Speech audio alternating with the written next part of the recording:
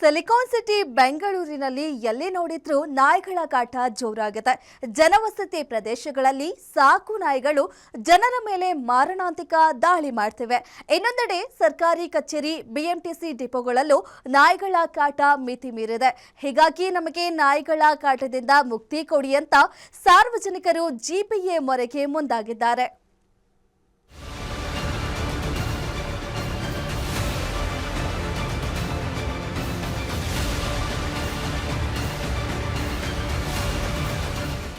ಬೆಂಗಳೂರಿನಲ್ಲಿ ಸಾಕು ನಾಯಿಗಳ ದಾಳಿ ಮಾಡುವ ಘಟನೆಗಳು ಮತ್ತೆ ಮುನ್ನೆಲೆಗೆ ಬಂದಿದ್ದು, ಬೆಳ್ಳಂಬೆಳಗ್ಗೆ ವಾಯು ವಿಹಾರಕ್ಕೆ ತೆರಳಿದ್ದ ವೃದ್ಧನ ಮೇಲೆ ಸಾಕು ನಾಯಿಯೊಂದು ಭೀಕರವಾಗಿ ದಾಳಿ ನಡೆಸಿದ ಘಟನೆ ಇಡೀ ನಗರವನ್ನ ಬೆಚ್ಚಿ ಬೀಳಿಸಿದೆ.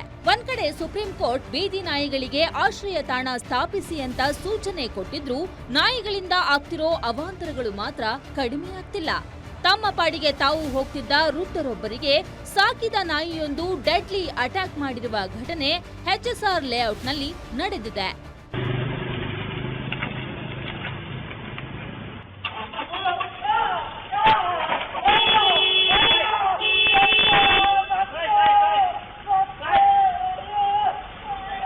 ಇನ್ನು ಈ ನಾಯಿ ದಾಳಿಯ ದೃಶ್ಯ ಸಿಸಿಟಿವಿಯಲ್ಲಿ ಸೆರೆಯಾಗಿದ್ದು, ಈ ದೃಶ್ಯ ಎಂತವರನ್ನು ಭಯ ಹುಟ್ಟಿಸುತ್ತೆ.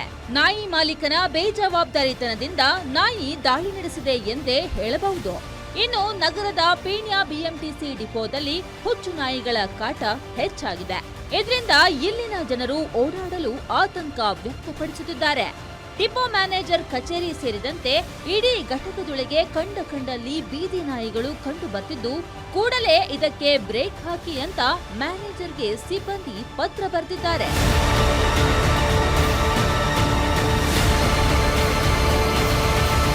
ನಗರದಲ್ಲಿ ನಾಯಿಗಳ ಹಾವಳಿ ತಡೆಗಟ್ಟುವಲ್ಲಿ ಬಿಬಿಎಂಪಿಯ ಪಶುಪಾಲನಾ ಇಲಾಖೆ ಸಂಪೂರ್ಣ ವಿಫಲವಾಗಿದೆ ಎಂಬ ಆರೋಪ ಕೇಳಿಬರುತ್ತಿದೆ.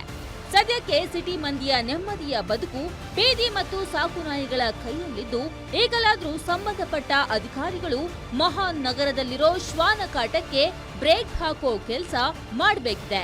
Ullas Kiruvase, guarantee news, Bengaluru.